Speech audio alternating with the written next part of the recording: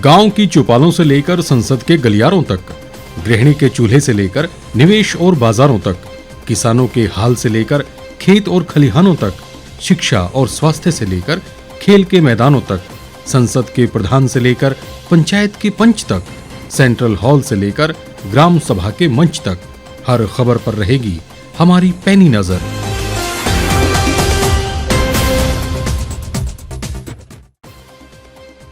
किसान आंदोलन पर कमेटी के लिए कोर्ट ने मांगे नाम, कहा अंतिम निर्णय आने तक कानून लागू न करें। इस बार 26 जनवरी को सिर्फ 4000 पास, परिचय पत्र अनिवार्य, बॉर्डर पर होगी चेकिंग। नगर निकाय चुनाव में भाजपा कांग्रेस ने किया अपनी अपनी जीत का दावा। और निकाय चुनाव में बीजेपी को बढ़त, लेकिन उम्मीद से बेहद कम। नमस्कार, स्वागत है आपका द रीव टाइम्स न्यूज चैनल में। मैं हूं अंजना ठाकुर। अब खबरें विस्तार से। सुप्रीम कोर्ट में किसान आंदोलन से जुड़ी याचिकाओं पर सोमवार को सुनवाई हुई। सुप्रीम कोर्ट ने सरकार और पक्षकारों से कुछ नाम देने को कहा ताकि कमेटी में उन्हें शामिल किया जा सके। कोर्ट ने कहा, हमारे लिए लोगों का हित जरूरी है। अब कमेटी ही बताएगी कि कानून लोगों के हित में है या नहीं। किसान आंदोलन को लेकर सुप्रीम कोर्ट ने सुनवाई के दौरान केंद्र सरकार को जमकर फटकार लगाते हुए कहा कि हम किसी प्रदर्शन को रोक नहीं सकते। कोर्ट ने यह भी कहा कि अंतिम फैसला आने तक कानून की इम्प्लीमेंटेशन को होल्ड किया जाना चाहिए। कृषि कानून पर सुप्रीम कोर्ट जल्द अंतरिम आदेश सुना सकता है। कोर्ट ने इस मुद्दे को सुलझाने के लिए कमेटी बनाने का आदेश दिया है। इसके लिए मोदी सरकार और किसान संगठनों से नाम मांगे गए हैं। सोमवार को हुई सुनवाई में कोर्ट ने कहा कि अगर तीनों कानूनों की इम्प्लीमेंटेशन को सर्वमान्य हल न निकले जाने तक होल्ड कर लिया जाए तो बेहतर रहेगा। इस पर अटॉर्नी जनरल ने कहा कि जब तक कोई कानून संविधान की मूल भावनाओं को ठेस न पहुंचाए अथवा किसी के बुनियादी अधिकार पर कोई बुरा असर नहीं डाल रहा हो, उसे रिपील अथवा होल्ड नहीं किया जा सकता। इस पर कोर्ट ने साफ किया कि हम कानून को होल्ड करने की बात नहीं कर रहे हैं, बल्कि कानून की इम्प्लीमेंटेशन को होल्ड करने की बात की जा रही है। यानी जब तक कोई अंतिम निर्णय इस मामले पर नहीं हो जाता, तब तक कानून को लागू ना किया जाए। बहरहाल अब कमेटी बनेगी और इस मसले पर रिपोर्ट तैयार करेगी। उसके बाद ही आगे की स्थिति साफ हो सकेगी। इस बार 26 जनवरी की होने वाली परेड के लिए सिर्फ 4000 पास आम जनता को बेचे जाएंगे। कोरोना व किसान आंदोलन के चलते ये फैसला लिया गया है। साथ ही इस बार नई दिल्ली की सीमाओं पर ही पास व परिचय पत्र दिखाने होंगे। परिचय पत्र वही होना चाहिए जो पास खरीदते समय दिखाया गया था। किसान आंदोलन के चलते इस बार परिचय पत्र को अनिवार्य किया गया है। परिचय पत्र दिखाने के बाद ही लोग टिकट खरीद सकते हैं। 26 जनवरी की तैयारियों को लेकर सुरक्षा एजेंसियों समेत सभी एजेंसियों की बैठकें शुरू हो गई है। रक्षा मंत्रालय ने दिल्ली पुलिस को जानकारी दी है कि इस बार सिर्फ 25,000 लोगों को परेड में शामिल होने की अनुमति होगी। इनमें से 4000 पास आम लोगों को बेचे जाएंगे, 3000 पास गृह मंत्रालय को दिए जाएंगे। बाकी पास रक्षा मंत्रालय नेता व वीआईपी लोगों को देगा। इस बार किसान आंदोलन को देखते हुए ये तय किया गया है कि जो आम आदमी परेड का पास खरीदेगा उसे परिचय पत्र दिखाना अनिवार्य होगा। साथ ही जब वह 26 जनवरी के कार्यक्रम को देखने आएगा, उस समय वही परिचय पत्र होना चाहिए जो पास को खरीदते वक्त दिखाया गया था। दिल्ली पुलिस के मुताबिक किसान आंदोलन को देखते हुए इस बार नई दिल्ली की सीमाओं को पूरी तरह से सील कर दिया जाएगा। यहीं पर परेड में जाने वाले लोगों के पास भी चेक किए जाएंगे। दिल्ली पुलिस को आशंका है कि किसान कभी भी दिल्ली में प्रवेश या कोई हंगामा कर सकते हैं। ऐसे में दिल्ली पुलिस आए दिन मॉक ड्रिल कर रही है। इसी कड़ी में बदरपुर, कालिंदी कुंज, डीएनडी, NH9 और आया नगर बॉर्डर पर मॉक ड्रिल की गई। पुलिस मॉक ड्रिल कर ये देख रही है कि अगर किसान दिल्ली में घुसने लगे तो दिल्ली पुलिस कितने समय में और कितनी जल्दी बॉर्डर पर पहुंच सकती है। नगर पंचायत और नगर परिषद चुनाव के परिणाम आने के बाद अब जीत का श्रेय लेने के लिए बीजेपी और कांग्रेस दोनों ही दल अपनी प्रतिक्रिया दे रहे हैं। दोनों ही दल भारी मतों से जीत का दावा पेश कर रहे हैं। मुख्यमंत्री जयराम ठाकुर ने कहा कि नगर पंचायत और नगर परिषद के चुनाव में भाजपा को बढ़ चढ़कर जनता का समर्थन मिला है। प्रदेश में हुए नगर पंचायत और नगर परिषद के चुनावों पर भाजपा प्रदेशाध्यक्ष एवं सांसद सुरेश कश्यप ने अपने ट्विटर अकाउंट पर लिखा कि जनता का इस चुनाव में भाजपा को बढ़ चढ़कर समर्थन मिला है। उन्होंने भाजपा कार्यकर्ताओं को इस जीत के लिए बधाई भी दी। मुख्यमंत्री जयराम ठाकुर ने नगर निकायों के नतीजे आने के बाद कहा कि प्रदेश में स्थानीय नगर निकाय चुनाव में भाजपा को ऐतिहासिक जीत दिलाने के लिए सभी मतदाताओं का वे हार्दिक आभार जताते हैं। उन्होंने कहा कि भाजपा सरकार की कल्याणकारी नीतियों पर जनता ने मोहर लगाकर आज स्थानीय नगर निकाय चुनाव में भाजपा समर्थित प्रत्याशियों को ऐतिहासिक जीत दिलाई है।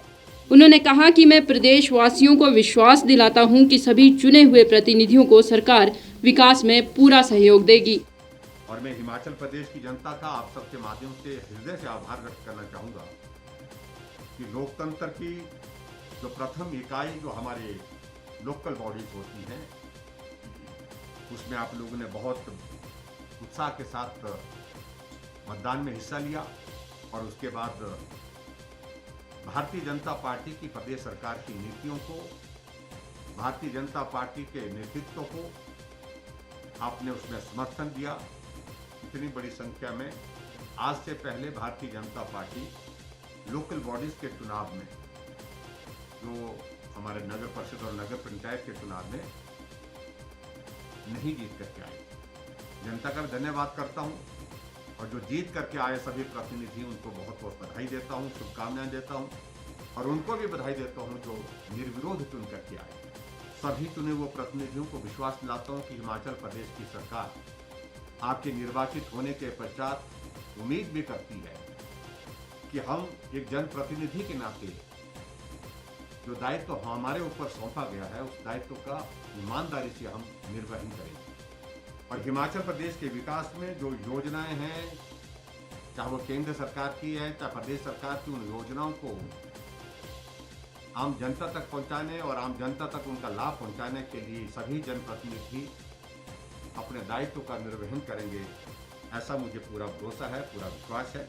तो वहीं कांग्रेस प्रदेशाध्यक्ष कुलदीप राठौर ने दावा किया कि इन चुनावों में अधिकतर कांग्रेस समर्थित प्रत्याशियों को ही जीत मिली है। भाजपा के दावों को नकारते हुए प्रदेश कांग्रेस ने इन चुनावों में कांग्रेस समर्थित प्रत्याशियों की भारी संख्या में जीत का दावा किया है। प्रदेश कांग्रेस अध्यक्ष कुलदीप राठौर ने एक प्रेस वार्ता में कहा कि इन चुनावों में जनता ने कांग्रेस में विश्वास दिखाया है और अधिकतर निकायों में कांग्रेस समर्थित प्रत्याशियों ने भारी जीत दर्ज की है। उन्होंने सरकार पर पंचायत रोस्टर में गड़बड़ी का भी आरोप लगाया। इन चुनावों को सरकार ने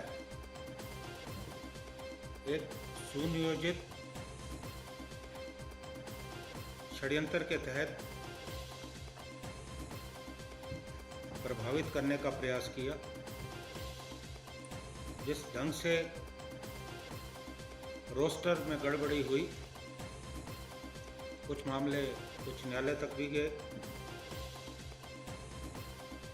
वोटर लिस्टों से नाम काटे गए और एक ऐसा प्रयास किया गया कि जो कांग्रेस समर्थित उम्मीदवार हों उन्हें चुनाव लड़ने का मौका ना मिले। कांग्रेस पार्टी ने सरकार की चुनौती को स्वीकार किया और पिछले कल प्रदेश में जो स्थानीय निकाय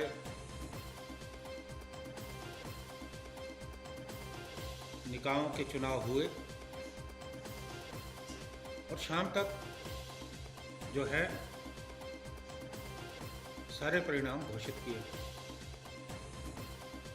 भारतीय जनता पार्टी के प्रदेश अध्यक्ष ने कहा कि हम 70% से ज़्यादा सीटों पे काबिज हुए।